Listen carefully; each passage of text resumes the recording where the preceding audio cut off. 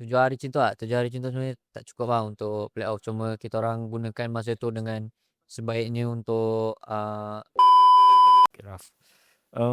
Nampak hari ni korang memang tak boleh bermain langsung sebenarnya. So, apa sebenarnya yang berlaku untuk korang? Antara korang mungkin berbual rasa mesti di antara player.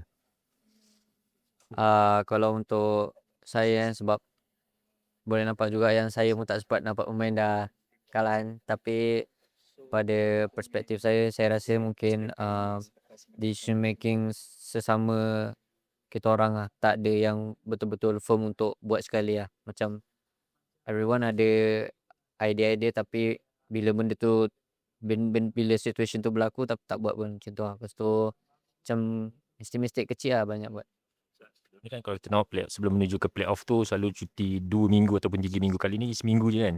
So mungkin dengan raya lagi. So preparation tu korang rasa macam sikit sebanyak masa tu kurang lah sebenarnya untuk korang baiki balik, untuk bounce back balik bila korang nak daripada group stage tu ke playoff.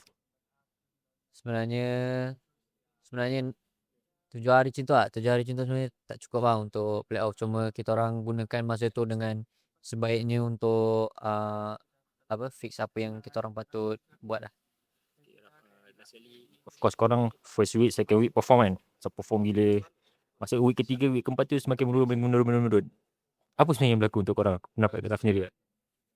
Kalau saya rasa kita orang punya, um, mindset kita orang tak macam awal-awal time kita orang main.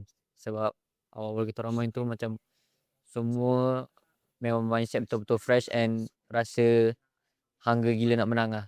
Lepas tu macam bila dah 4 kali menang, lepas tu lepas 1 kalah dengan Vamos sebab mistake sendiri, betul-betul macam tu lah, jadi macam merudum lah saya rasa.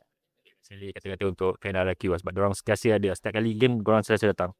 Untuk Kingdom, terima kasih sebab support kita orang, and kita orang pun dah cuba yang terbaik cuma tak, mencapai korang punya expectation.